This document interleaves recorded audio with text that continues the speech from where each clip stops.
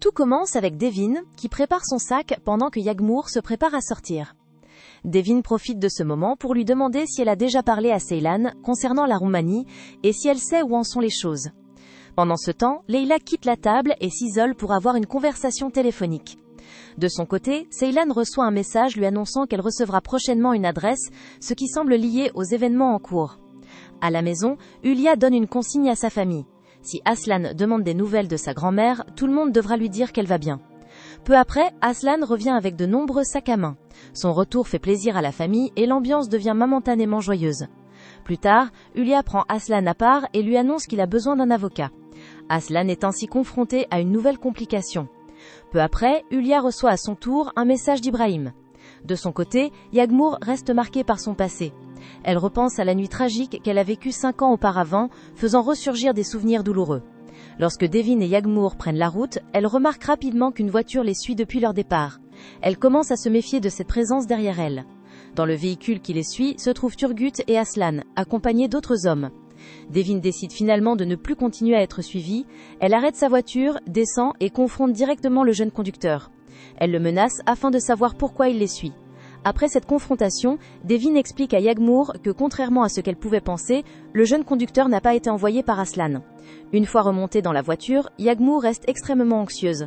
La situation et la présence de cette voiture l'ont visiblement inquiétée. Pendant ce temps, les deux hommes discutent longuement et se posent mutuellement des questions concernant Ceylan et Yagmur. Leur conversation montre qu'ils cherchent à comprendre ce qui se passe autour des deux jeunes femmes. Dans un espace vert, Hülya retrouve Ibrahim. Celui-ci lui annonce qu'Aslan a vendu tous les casinos et qu'il compte remettre son affaire à la famille Koroudzadeh. Cette révélation inquiète Hülya, qui lui demande alors s'il l'a fait venir simplement pour se plaindre d'Aslan. Ibrahim lui explique qu'Aslan a provoqué de nombreux désastres dont Hülya n'a pas connaissance. Il lui parle des problèmes qu'il considère comme liés aux décisions d'Aslan. Hülya et Ibrahim poursuivent leur conversation pendant un long moment, chacun exprimant son point de vue sur la situation. Plus tard, Aslan retrouve un ami dans un restaurant.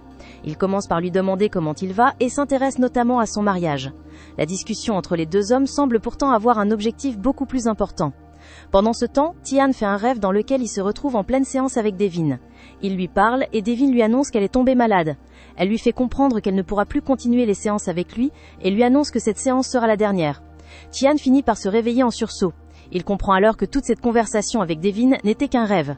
Les paroles qu'il vient d'entendre reflètent cependant ses propres inquiétudes. Dans le restaurant, Aslan revient à la question qui l'intéresse vraiment et demande à son ami s'il a pris une décision concernant son offre.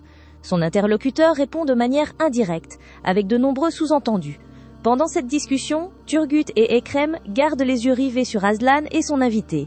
Ils surveillent attentivement ce qui se passe. Aslan insiste alors auprès de son interlocuteur. S'il n'accepte pas l'offre maintenant, celle-ci continuera d'augmenter. Son ami lui rappelle cependant qu'il n'oublie pas que cette activité repose notamment sur les contacts d'Aslan en Roumanie. La discussion finit par se terminer. Aslan quitte le restaurant accompagné de ses hommes, tandis que la question de l'accord reste encore en suspens. Pendant ce temps, Ceylan fait défiler les réseaux sociaux. Elle demande à Attila si tous ses comptes sont enfin revenus. Attila lui confirme que ses comptes sont bien de retour et lui explique que le pare-feu a également été mis à jour. Soulagée, Ceylan remercie Attila puis l'embrasse. Elle profite de ce moment pour lui confier que Yagmur ne lui a vraiment pas fait confiance lorsqu'elle l'a vu. Ceylan semble encore préoccupé par la réaction de Yagmur. Alors qu'ils discutent encore, Ceylan reçoit soudainement un message de sa mère. Hülya lui ordonne de rentrer immédiatement à la maison. Ceylan n'a donc pas d'autre choix que de partir. Avant son départ, Attila lui fait une bise. Une fois Ceylan parti, Attila appelle l'un de ses contacts et lui demande de lui procurer le numéro de Devin Akin, montrant qu'il cherche désormais à entrer directement en contact avec elle. De son côté, Ekrem téléphone à Yagmur et lui demande comment s'est déroulée la réunion. Ekrem lui annonce ensuite qu'il compte dire toute la vérité à Aslan. La conversation entre Ekrem et Yagmur change progressivement de ton. Leur échange devient plus intime et affectueux. Yagmur finit par lui avouer qu'elle est heureuse de l'avoir dans sa vie. Ekrem se retrouve ensuite avec Aslan et semble sur le point de lui révéler la vérité. Mais au moment où ils s'apprêtent à parler, ils sont interrompus. Ekrem profite néanmoins de l'occasion pour demander à Aslan pourquoi il a retiré sa bague. Ekrem est particulièrement nerveux. Il semble avoir du mal à trouver le courage de révéler à Aslan ce qu'il sait. Pendant ce temps, Devin reçoit une patiente au cours d'une séance de psychologie. La jeune femme semble profondément traumatisée. Devin l'encourage à ne pas s'inquiéter et lui demande de continuer à parler. La patiente explique alors qu'il lui arrive parfois de repenser aux bons moments de sa vie, à des souvenirs qui étaient autrefois très beaux. Ces paroles touchent Devin. En écoutant sa patiente, Devin se met elle aussi à repenser aux bons moments qu'elle a vécus avec Aslan. Ces souvenirs de leur relation font remonter en elle une profonde tristesse et une douleur émotionnelle qu'elle tente de contenir. De son côté, Aslan passe un appel à Baba Siga et lui explique qu'il pourrait avoir besoin de lui en Roumanie à un moment donné. Son interlocuteur évoque alors Youssouf, qu'il considère comme quelqu'un de cher, et montre également son attachement à Aslan. Avant de raccrocher, Baba Siga demande à Aslan de jeter un coup d'œil à sa propriété. L'appel prend fin. Aslan reçoit ensuite un autre appel. Il doit partir immédiatement. Turgut et lui quittent rapidement le bar afin de répondre à cette nouvelle situation. Devin, qui était allongée, reçoit à son tour un appel sur son téléphone. Dès qu'elle entend ce qu'on lui dit, elle paraît inquiète. Elle se lève immédiatement et quitte les lieux. Devin arrive en voiture chez sa mère. Elle tente d'ouvrir la porte tout en criant « Maman !» Mais la porte ne s'ouvre pas. Aslan arrive à son tour. Il demande à Devin de se pousser, puis donne un violent coup dans la porte. Celle-ci finit par s'ouvrir. Devin monte à l'étage et découvre sa mère devant la télévision. Elle s'inquiète immédiatement pour elle et lui demande si elle n'a pas oublié de prendre ses médicaments. Pendant ce temps, Aslan les surprend alors qu'ils sont en train de parler ensemble.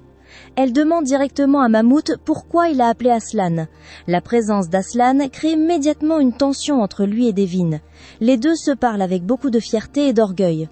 Aucun des deux ne semble vouloir montrer ses véritables sentiments ou reconnaître la moindre faiblesse. À la maison, Hulya confronte Ceylan au sujet de la fête. Elle lui reproche de lui avoir menti et lui explique qu'elle a perdu confiance en elle. Ceylan tente de se justifier et d'expliquer ses raisons, mais Hulya reste ferme. Elle lui ordonne d'aller dans sa chambre et lui interdit de sortir jusqu'à nouvel ordre. Leila intervient alors et demande à sa mère pourquoi elle interdit également à Ceylan de revoir Yagmour. Mais alors qu'elle discute avec Hulya, Leila commence soudainement à se sentir mal. Elle se rend rapidement dans la salle de bain et vomit. Tolga remarque son malaise et l'interroge sur l'origine de ses vertiges. Leila semble ne pas savoir quoi lui répondre. Pendant ce temps, Chihan appelle Aïcha, l'assistant de Devin. Il lui demande où se trouve Devin et cherche à savoir quand il pourra la voir. Chihan décide finalement de prendre un nouveau rendez-vous avec la psychologue. Ses inquiétudes et les événements qu'il vient de vivre semblent continuer à le perturber. Interrompu par l'arrivée soudaine de Chihan. Cette apparition inattendue, il y découvre son oncle Ibrahim installé à une table. Les deux hommes commencent à discuter. Ibrahim aborde notamment la question de la Roumanie. Le sujet attire immédiatement l'attention d'Aslan compte tenu de ses activités et de ses contacts dans ce pays.